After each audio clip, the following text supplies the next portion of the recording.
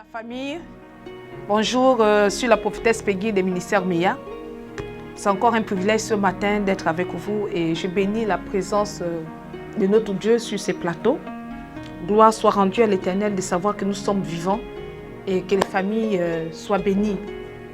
Je suis là pour vous entretenir sur les besoins des familles et je voudrais donner ici le numéro de téléphone du cabinet 062 68 13 37 062 68 13 37 pour tout besoin. Merci de nous appeler.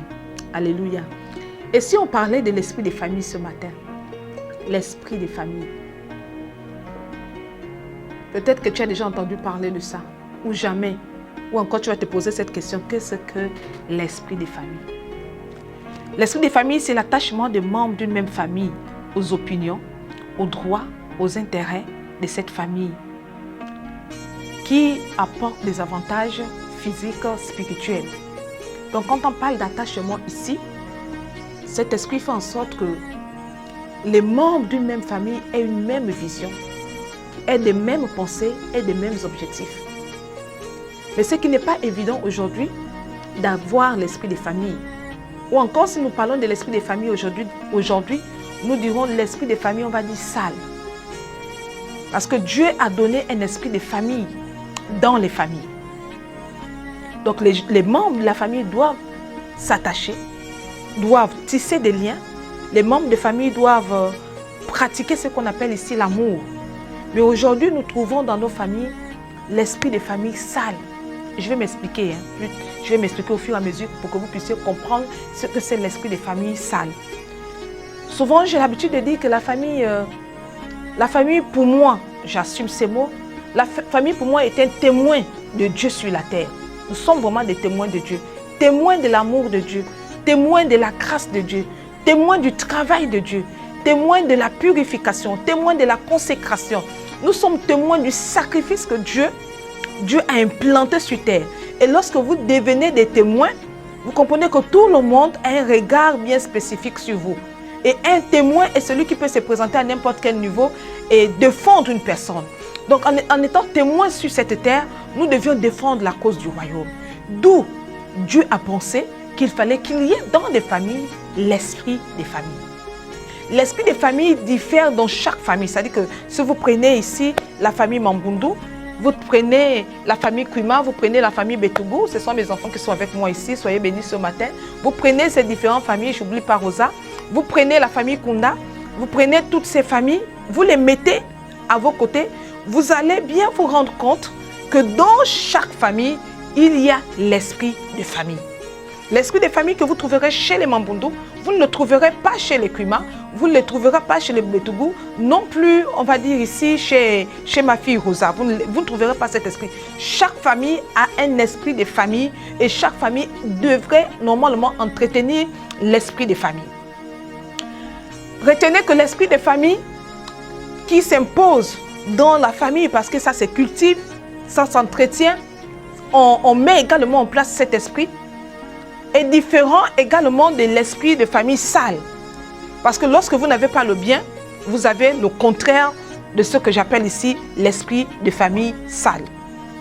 Je vais lire ici, dans le livre des Actes des Apôtres 2, à partir du verset 42, Acte 2, verset 42, il persévérait dans la doctrine. Je suis dans la version d'Arby. Il persévérait dans la doctrine, lui c'est qu'on va dire dans l'enseignement.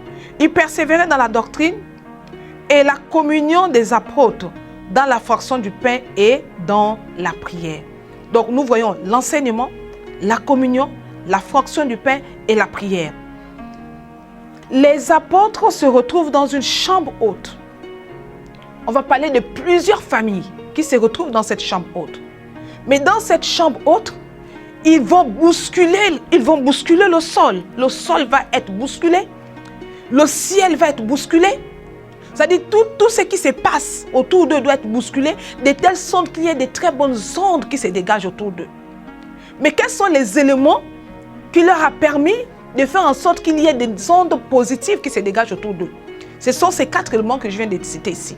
La prière, la fraction du pain, l'enseignement et la communion. Donc ces 4 éléments faisaient une force pour l'esprit des familles. La Bible ne nous dit pas ici qu'il y avait des discordes dans cette famille. La Bible ne nous dit pas ici qu'il y avait des incompréhensions, qu'il y avait des bagarres. Il y avait plusieurs familles dans cette chambre haute, plusieurs familles. Mais toutes ces familles réunies se comprenaient et avaient des objectifs bien fixés. Cette famille se comprenait et malgré les différentes langues qu'il y avait là-dedans, ils avaient des objectifs bien fixés. C'était de voir la gloire de Dieu se manifester au milieu d'eux. C'était s'acquérir la promesse de Dieu qui était le Saint-Esprit, où le Seigneur va dire, je m'en vais et je ne vous laisserai pas, Dieu ne vous laisserai pas orphelin, mais restez là parce que le Saint-Esprit viendra sur vous sous forme d'une puissance. Donc ils croyaient à la puissance, au retour de la puissance de Dieu, ils croyaient à la puissance, à la promesse du Saint-Esprit et ils sont restés là fermes. Donc les familles sont restées fermes dans la chambre haute, en train de bousculer les profondeurs de la terre. Vous pensez que c'est facile d'être rempli du Saint-Esprit et de voir des miracles se manifester autour de vous si vous n'êtes pas dans la présence de Dieu, si vous ne respectez pas un certain nombre de principes? Non, tout le monde prie, tout le monde jeûne. On va dire pour les personnes qui croient à Dieu, certaines personnes le font, mais tous ne manifestent pas les fruits de l'Esprit. Donc il y a un travail en amont qui s'est fait pour manifester les fruits de l'Esprit. Alléluia. Et ici, on voit cette famille en train de manifester cela. Je prie par le pouvoir du nom puissant de Jésus que ta famille manifeste ses fruits. Je prie par le pouvoir du nom puissant de Jésus que ta famille soit toujours en communion, que ta famille est toujours en train de pratiquer la fraction du pain, que ta famille est toujours en train de vivre des enseignements qui bouleversent la vie familiale, ta famille est toujours en train de prier pour voir des éloges de Dieu se manifester autour. Donc ici, on a une famille, on a un peuple qui est réuni dans une salle et on le voit ici. Ça ne dérange pas que vous puissiez dire Amen. Voilà, puisque vous participez à cela.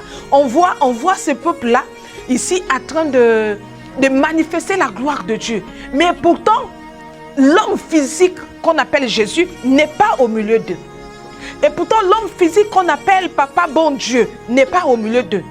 Mais il y a un élément invisible qu'on appelle le Saint-Esprit, que pour nous, nous disons que le Saint-Esprit est visible. Ils ont cru à cette réalité spirituelle, ils se sont accrochés. Mais par le bouleversement des pas, par le bouleversement, comment on appelle ça, des acclamations, par des bouleversements des amens qu'il y avait, par des bouleversements des différentes foi qui étaient manifestées, parce qu'il y avait des enfants et des adultes et des vieillards. Il y a eu quelque chose dans cette chambre haute. La puissance de Dieu s'est dégagée. La puissance de Dieu s'est manifestée. De telle sorte que les gens parlaient en d'autres langues. Les gens guérissaient des malades. C'est-à-dire qu'au milieu d'eux, c'était comme une magie. Il n'y avait plus de malades, il n'y avait plus de problèmes. C'était un monde qui ne voulait pas se dégager. Mais comme c'est détaché, et comme il y avait des discussions derrière, il fallait qu'ils soient baptisés de l'Esprit, de telle sorte que le monde extérieur soit impacté. Ils ont dû obéir pour aller impacter certaines familles. Voici l'importance de l'esprit des familles. Alors, je parlais de l'esprit des familles sales. Sauf qu'il y a des personnes, il y a des familles qui ne pratiquent plus cet esprit-là, mais qui ont décidé de salir l'esprit des familles. L'esprit des familles est sali par des divisions. L'esprit des familles, alléluia, est sali par des incompréhensions. L'esprit des familles est sali par la sorcellerie. L'esprit des familles est sali par la haine. Pourquoi, on va dire, Pierre réussit et pourquoi Jacques ne réussit pas? Pourquoi les enfants de Pierre vont plus loin? Pourquoi les enfants de Jacques ne vont pas plus loin? L'esprit des familles est sali par la concurrence. L'esprit des familles est sali, mettez-moi une expression, l'esprit des familles est sali par... les doctrines extérieures qu'on va chercher pour venir introduire dans notre famille. Or, ce n'est pas ça l'esprit des familles. L'esprit des familles réside sur 4 éléments essentiels. 4 éléments essentiels. La prière, l'enseignement, la fraction de pain et la communion fraternelle. Combien de familles aujourd'hui pratiquent cela? Aujourd'hui, nous avons le père qui court parce qu'il doit aller chercher de l'argent et venir déposer à la femme pour qu'elle fasse la cuisine. Aujourd'hui, on a madame qui court parce qu'elle doit aller chercher de l'argent ou bien elle doit devoir voyager à Dubaï et autres, mais ne tient plus compte de l'éducation des enfants. Et on se retrouve avec des enfants dans la rue qui deviennent des drogueurs. Or, la parole de Dieu ou encore les instructions divines n'ont pas été données dans le but de détruire la petite matrice que nous avons entre nos mains. L'esprit des familles a une place importante. Et souvent, on attend souvent des expressions entre nous, on rigole. Mais parce que ce mot esprit de famille là est souvent très mal interprété. Quand tu regardes la personne, vous êtes en famille, et puis tu dis à la personne, mais toi tu as vraiment l'esprit de la famille. Hein? Qu'est-ce que nous disons de ça quand tu dis à une personne, ah mais tiens, mais toi tu as vraiment l'esprit des familles. C'est tout simplement parce qu'on se dit que tu es en train de reproduire la sorcellerie de ton père.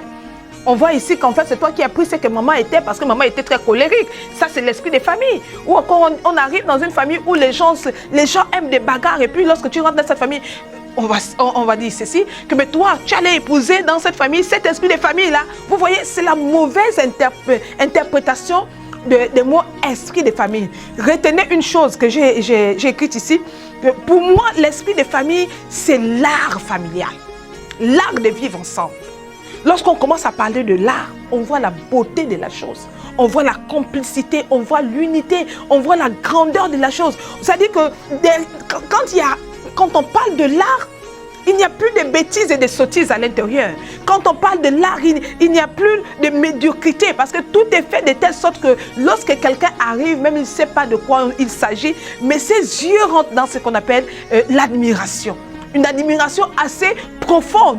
Donc, logiquement, lorsque vous avez une famille, si vous pratiquez l'esprit de famille, les gens doivent être en admiration de votre famille. Les gens doivent être là, surpris de savoir, mais comment, et à même venir demander conseil, comment tu fais pour manager ta femme? Comment tu fais pour manager, on va dire, tes enfants? Comment tu fais pour manager ta maison? Oui, le mot manager ici, on aurait l'impression que ça n'appartient qu'aux entreprises. Mais également, on doit manager notre famille. La famille, c'est manage. Lorsque vous n'avez même pas, je dis que le management est un don. Lorsque vous n'avez pas ça, vous faites n'importe quoi. Vous prenez du sable que vous venez mettre ici dans votre attiqué. On ne prend pas du sable pour mettre dans l'attiqué.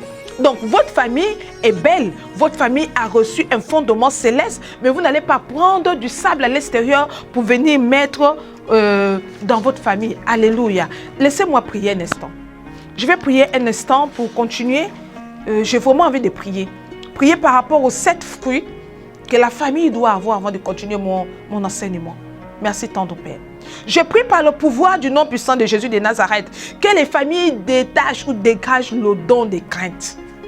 Que le Seigneur accorde à ta famille le don de crainte. Écris-moi cela et dis Amen. Qui est le don de crainte? Parce que le don de crainte va t'amener à craindre le Seigneur, va t'amener à servir le Seigneur, va t'amener à fuir le péché. Que le Seigneur accorde à ta famille le don de crainte. Parce que lorsque vous avez le don de crainte par rapport à Dieu, vous verrez dans votre vie les choses se dérouler d'une manière parfaite. Je prie par le pouvoir du nom puissant de Jésus que la puissance de l'Éternel, de là où tu es, de là où tu me suis, toi qui me suis, que la puissance éternelle accorde à ta famille le don de piété qui apportera des faveurs.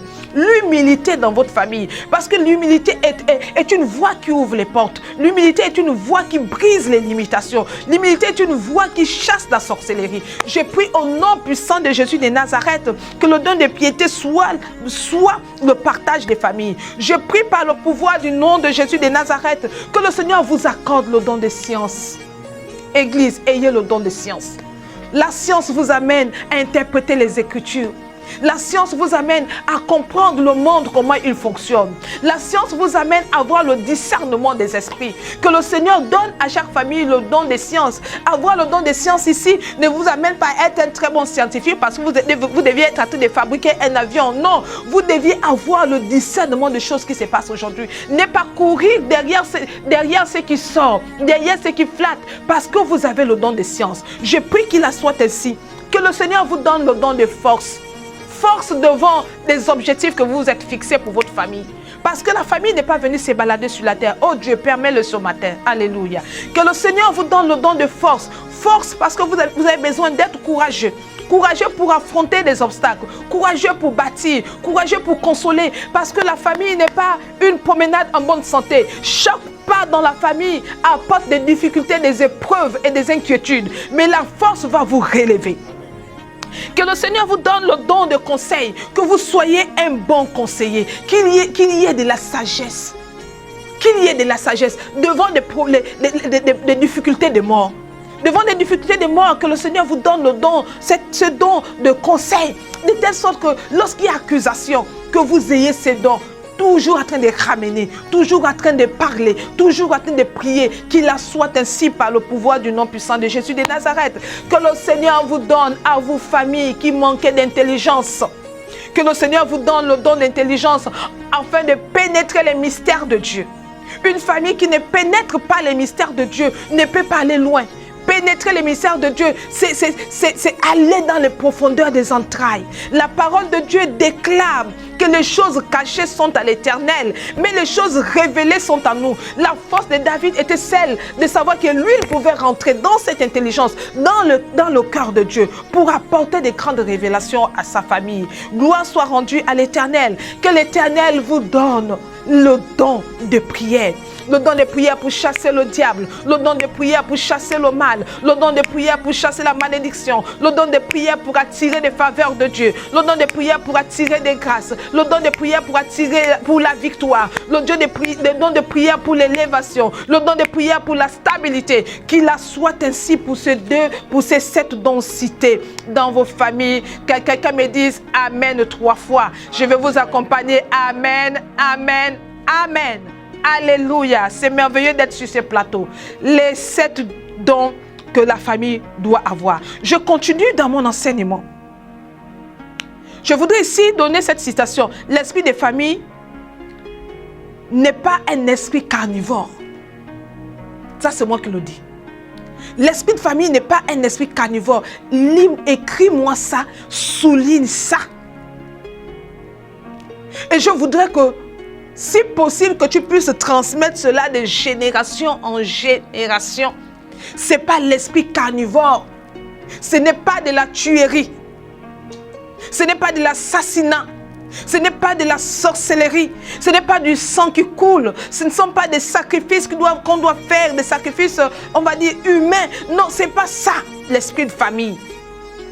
L'esprit de famille est un esprit, on trouve là l'amour de Dieu.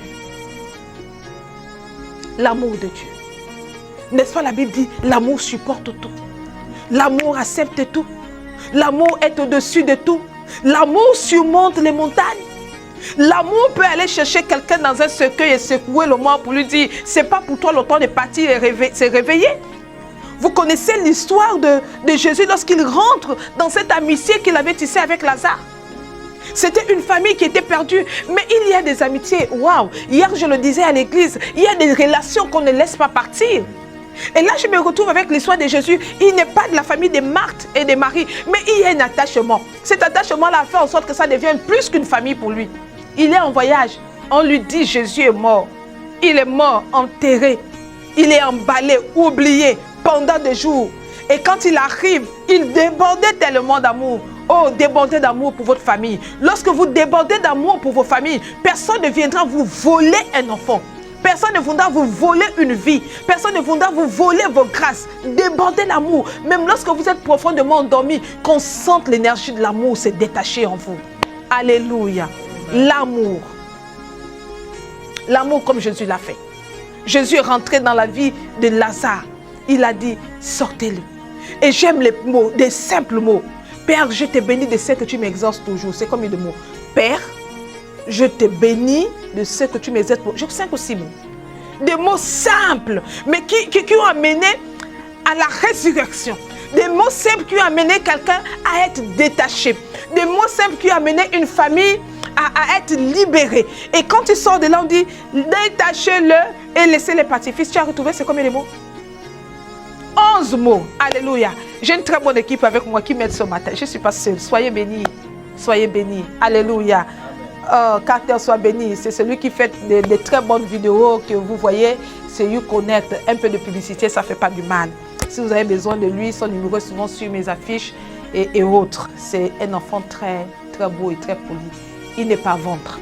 Amen. Donc Jésus se retrouve dans la vie de Lazare. Il dit, détachez-le. 11 mots pour le ressusciter. Détachez-le, c'est combien de mots? Détachez-le. 2 mots. 2 mots pour le détacher. Donc 11 mots pour la résurrection. 2 mots pour le détacher. C'est vraiment important. Lisez-moi ça. Écrivez-moi cela. Retenez si possible, méditez que dans votre famille, parfois vous n'avez pas besoin de beaucoup parler pour que les gens soient bénis. Souvent, on trouve des femmes dans les cours en train de se discuter, en train de s'insulter, en train de se poser. Souvent, on trouve ce qui est censé être un secret de famille hors de la maison, dans la cour. Et les voisins sont en train d'écouter. Mais Jésus arrive avec 11 mots. 11 mots remplis de puissance. 11 mots, waouh. 11 mots remplis d'impact. 11 mots remplis de résurrection. 11 mots. Et le mort ressuscite. Il est debout, mais il est emballé. C'est-à-dire que debout, les bandes ne sont pas tombées. Il faut à nouveau libérer des mots pour que celui-ci soit libéré. Combien de mots? 2 mots. Laissez-le partir. Alors, on doit détacher le laisser-le partir. On le détache. Et voici Lazare qui vivait l'esprit des familles sales. La sorcellerie de la famille qui a voulu prendre cet enfant jeune. Comme aujourd'hui, il y a des familles qui ont perdu des rois, qui ont perdu des intelligences, qui ont perdu des intercelles, qui ont perdu des étoiles, parce que la sorcellerie a apprécié ces étoiles et ils ont préféré prendre ces étoiles pour aller mettre dans des lieux arides, dans des marmites mystiques, dans des sectes hautes. Or, il y a des étoiles qui devaient vivre pour impacter notre nation, pour impacter nos villages, pour impacter notre quotidien, pour impacter nos familles. Vous voyez, Jésus a compris que ce n'était pas le temps de la mort de Lazare. Alléluia. Ce n'était pas le temps de la mort de Lazare. Ce n'était pas son temps. Ce n'était pas son heure. Donc il arrive pour détruire l'esprit des familles sales. Toi qui m'écoutes, je vais pénétrer au travers de ces mots ta famille pour dire l'esprit des familles sales soit détruit. L'esprit des familles sales soit anéanti. L'esprit des familles sales soit nettoyé par la puissance du sang de Jésus. Et que tu vives heureux, que tu vives longtemps. Gloire à toi, Seigneur. Nous parlons de l'esprit des familles. Certaines familles ne l'ont plus. C'est la ruse. C'est le serpent qui est toujours prêt à jeter le venin dans les familles. Le serpent qui est toujours prêt à détruire les familles. Le serpent qui est toujours prêt à regarder celui qui réussit. Le serpent qui est toujours prêt à diminuer celui qui réussit. Pourquoi diminuer une étoile que Dieu vous a donnée? Pourquoi diminuer une étoile? Parce que dans la famille, tout le monde n'est pas appelé à réussir. Mais Dieu peut faire grâce qu'une seule personne dans la famille réussit. Et lorsque la famille a réussi dans la famille, ça fait l'honneur de toute la famille. C'est l'honneur de toute la famille, de telle sorte qu'au travers de celle qui a réussi, tout le monde puisse être encadré. Mais aujourd'hui, tout le monde a le serpent rusé. Le serpent rusé qui détruit, qui détruit, qui détruit, qui détruit. Non, ce n'est pas ça l'esprit des familles. Il existe des familles qui vivent, j'aimerais utiliser mon expression ici, dans la médiocrité. Il existe des familles qui vivent dans la médiocrité parce qu'en fait, ils ont refusé d'utiliser l'esprit des familles. L'esprit des familles qui est un don, où on trouve une certaine complicité. Les gens se tissent des liens, où il y a l'unité, où il y a l'amour, où on trouve l'élégance même à l'intérieur. C'est-à-dire même si quelqu'un a de longues oreilles comme ça, lorsque tu regardes ses oreilles, tu dis, fils, tes oreilles là te donneront une reine. Amen. Tes oreilles te donneront une reine. Lorsque vous voyez que votre enfant a des grands yeux et vous regardez, vous appréciez les yeux de votre enfant, tu dis, fils, à cause de ces yeux-là, toi tu seras appelé président. On a vu des personnes naines comme ça là, impacter des vies. Mais parce que quelque part, il y a des familles qui ont dit, peu importe comment tu es né, peu importe comment tu es né, mais tu es une grâce pour cette famille. Les parents ont encadré leurs enfants. Et aujourd'hui, nous sommes tous sur les réseaux sociaux en train de rire derrière des histoires des comédiens qui n'ont pas de taille de petites pattes parce qu'ils n'ont plus les handicaps là. C'est devenu un pu de richesse, un pu de gloire, un pu d'appréciation. Mais pour vous, certains, vous les avez tués. Ça, c'est l'esprit des familles sales. Peu importe l'enfant qui arrive dans votre famille, peu importe la maladie que cet enfant a, retenez une chose, que Dieu ne regarde pas l'handicap, Dieu ne regarde pas la maladie, Dieu regarde à ce qu'il a déposé dans l'enfant. Dieu regarde à ce qu'il a planté dans la vie de cet enfant.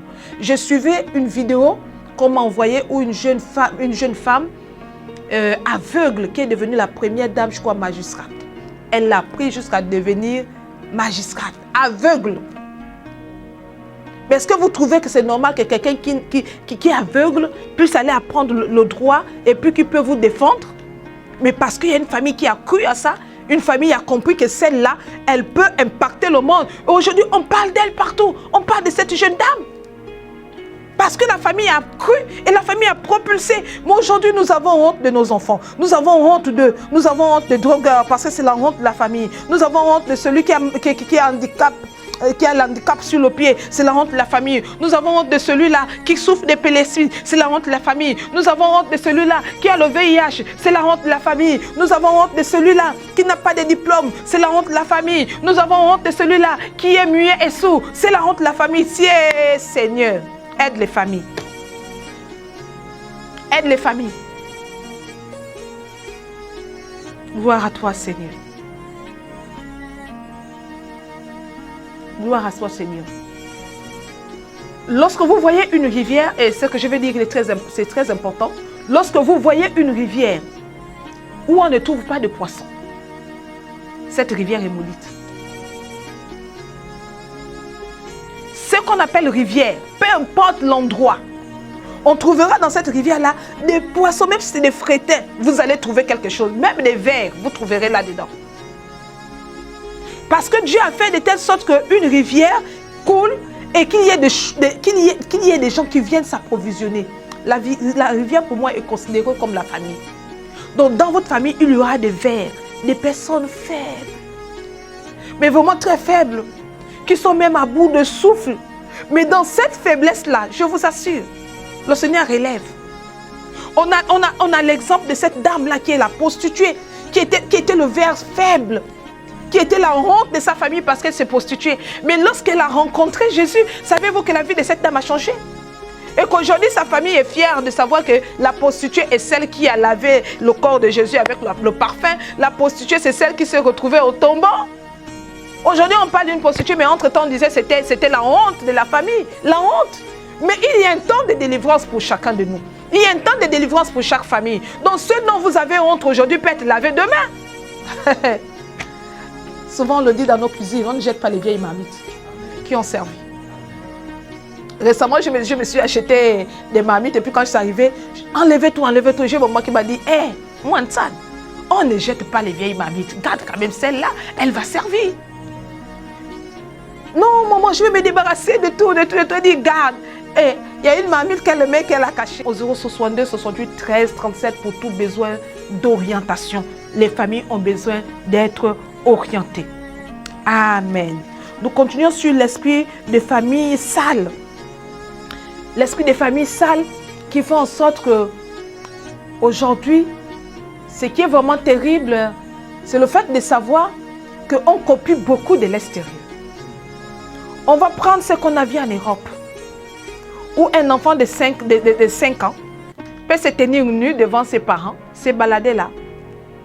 Maman se balade nu, papa se balade nu. Ça, c'est leur esprit de famille, hein? C'est l'Europe. Ce n'est pas l'esprit de famille de l'Afrique. Je vais parler de Pounou. Parce que, Pounou, tu te balades nu à 5 ans, tu as déjà plusieurs taloches. La nudité se cache. Oui, ma fille Rosa. La nudité se cache. On cache la nudité.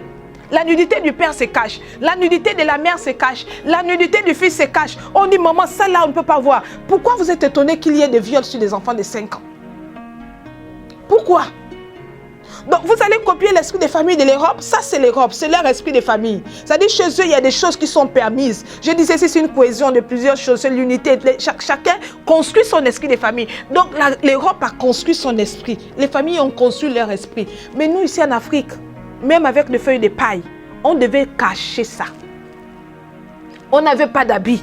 Avec on va dire des peaux des animaux, on devait cacher ça. Ça, c'est caché. Il n'y avait pas de couturier, mais nos ancêtres ont compris qu'il fallait aller à la forêt, aller chercher pour cacher ça. Ça, c'est l'esprit des familles. Mais aujourd'hui, il n'y a plus d'esprit de famille. Ça, c'est l'esprit des familles sales. Alors, vous n'avez pas appris à votre enfant qu'il doit se protéger. Vous n'avez pas appris à votre petit garçon que lui doit grandir avec l'intégrité. C'est-à-dire, vous laissez tout faire. Et vous êtes surpris demain quand vous dites que votre enfant est un violeur. Vous êtes surpris demain quand vous dites que votre enfant a le VIH. Vous êtes surpris demain quand vous dites que votre enfant s'est bagarré. Mais il y a des choses que vous avez laissées passer dans votre maison. Parce qu'au préalable, vous n'avez pas veillé à ce qu'on appelle l'esprit des familles. Ou encore ce qu'on appelle l'esprit des familles, vous considérez que c'est l'esprit de la sorcellerie.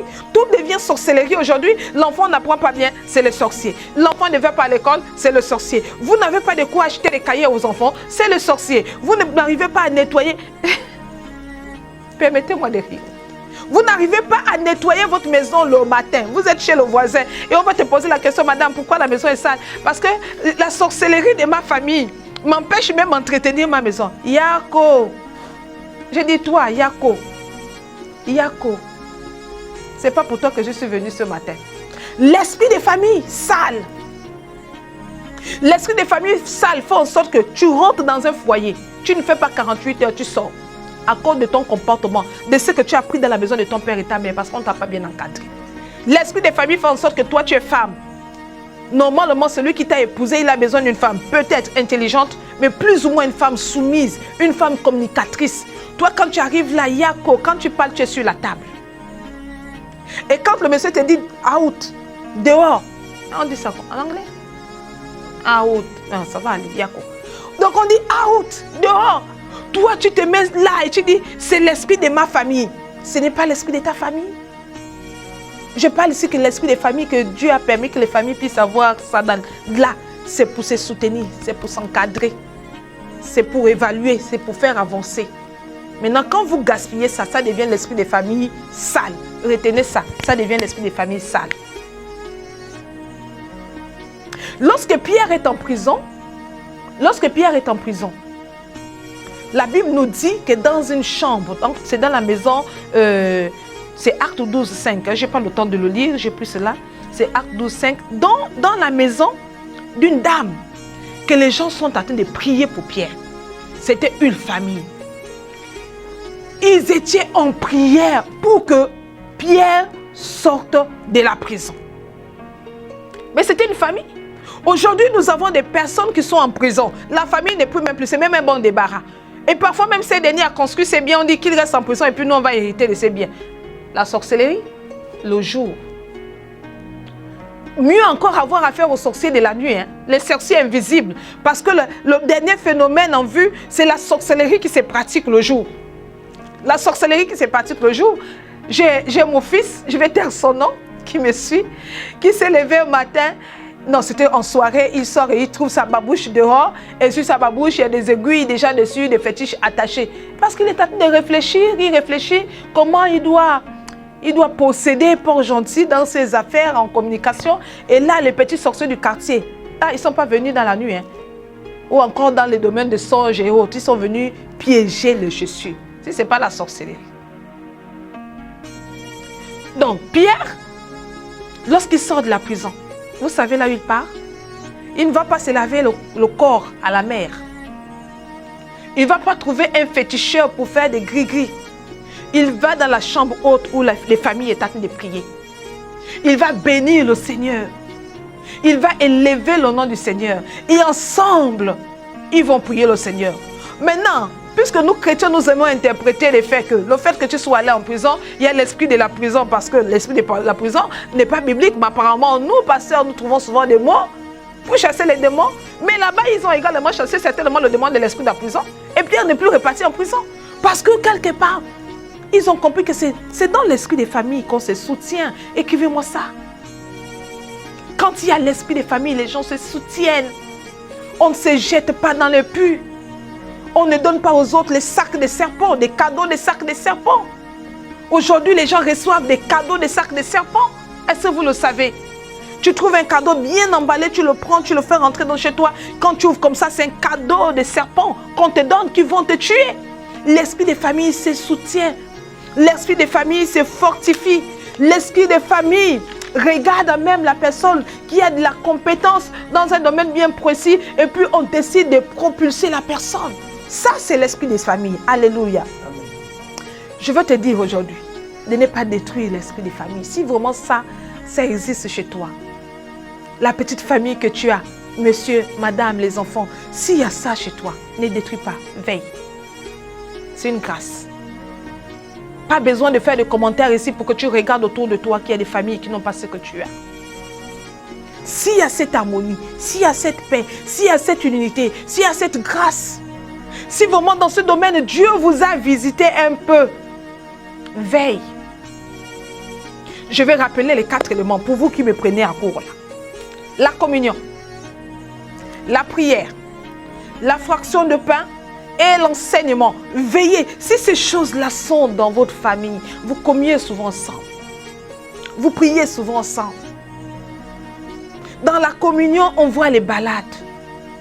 Dans la communion, on voit les activités que vous pouvez faire hors de chez vous. Dans la communion, on peut voir également les rêves que vous avez ensemble. Dans la fraction de pain, on voit tout ce que vous fomentez ensemble. Vous mangez ensemble. Vous réfléchissez ensemble.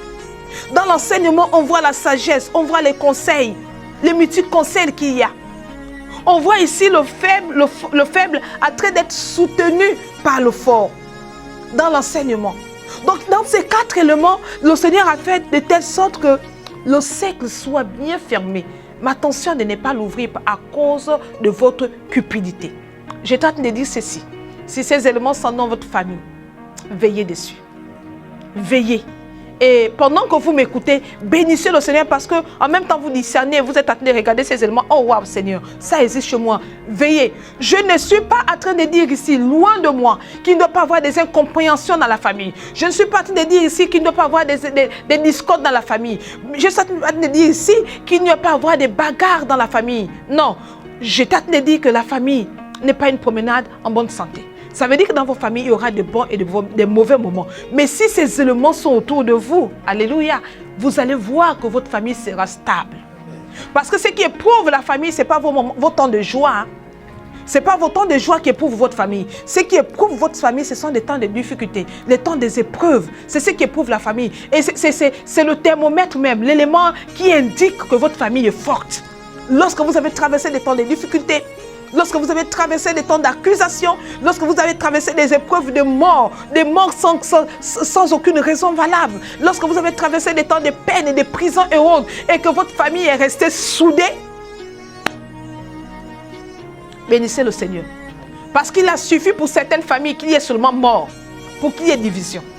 Il a suffi pour une famille qu'il y ait seulement bagarre, pour qu'il y ait divorce. Il a suffi pour une famille qui est seulement chômeur pour que chacun se retrouve dans son petit coin. Chômage là. Nous avons vu ça quand la crise a frappé à Port-Gentil. Il y a des femmes qui ont quitté, qui ont décidé d'aller sous d'autres toits. Parce qu'elles n'ont pas supporté cela. Donc lorsque vous avez cette grâce-là, bénissez le Seigneur. C'est une grâce. Souvent j'entends les gens dire, je souffre, le Seigneur ne me voit pas. Mais comment voulez-vous voir la gloire de Dieu se manifester dans vos familles? Lorsque vous avez une certaine paix, vous ne travaillez pas, mais vous avez une certaine paix. Vous n'avez pas encore construit, mais il y a une certaine tranquillité. Vos enfants ne tombent pas malades. Vous n'êtes pas tout le temps dans les hôpitaux. Comment voulez-vous voir la gloire de Dieu se manifester dans vos familles? Attendez, vous attendez construire une tour de fer pour comprendre que Dieu est dans votre famille? Aïe! Seigneur, aide-nous. Seigneur, aide-nous. La gloire de Dieu est manifeste dans les familles. Pendant que certains sont en train de pleurer, des morts successives. Mais chez vous, il manque à manger, il manque à boire. Mais vous vous levez le matin, vous pouvez regarder le cœur de votre enfant en train de battre sous vos mains. N'est-ce pas merveilleux? De voir comment le cœur de votre enfant bat. Et là, vous avez des grands projets. Et là, ce sont des prières qui se multiplient. Oh Seigneur, merci. Nous n'avons pas pu manger hier, mais j'ai vu ta grâce. Seigneur, merci parce que ma petite fille, elle est debout. Tu permettras que quand elle sera grande, qu'elle ne puisse pas reproduire ce que je suis. Seigneur, merci. N'est-ce pas une grâce? Mais tous les jours, lamentation familiale. Tous les jours, lamentation familiale. Tous les jours, non. Dieu a donné. Dieu a donné à l'église. Dieu a donné aux familles. Mais c'est à chaque famille de comprendre que vous devez manifester cela. Manifester cela. Ne donnez pas accès. La Bible dit ne donnez pas accès au diable. Non, ne donne pas accès au diable. La Bible dit combattez, chassez. Il rôde comme un serpent. Il rôde comme un lion. Il rôde comme un loup. Je ne sais pas avec quel type d'oreille il rôde. Mais il est là, il rôde. Mais la Bible est claire dessus. Elle nous dit ne donnez pas accès au diable. La Bible est claire là-dessus. Il dit vous chasserez les démons. Vous imposerez les malades, vous réprimanderez le diable. Ne donnez pas accès. Lorsque vous constatez que l'esprit des familles commence à se déteindre, commencez à vous lever pour que la puissance de Dieu se manifeste davantage dans votre famille. Est-ce que quelqu'un peut dire Alléluia? Alléluia. La famille, elle fait découvrir des grandes valeurs aux autres, aux personnes extérieures qui en manquent. Donc, lorsque vous avez des très bonnes valeurs dans votre famille, normalement, vous les faites découvrir à d'autres personnes. Parce que pour moi, la famille, c'est comme un jardin. Un beau jardin, comme Éden. Un beau jardin que Dieu a donné à chacun de nous. À chaque famille, il a donné ce beau jardin. Et dans le jardin, il y a 12 sources. Donc, chaque source joue un rôle assez important. Et les sources, lorsque l'une des sources s'est tarie, l'autre normalement s'ouvre pour arroser les familles. Je suis déterminée en disant ceci, que vous puissiez retrouver, que chaque famille retrouve les 12 sources qu'il y a dans vos familles. De telle sorte qu'il ne manque de rien dans vos familles. Que Dieu bénisse ces moments merveilleux. Amen. Alléluia.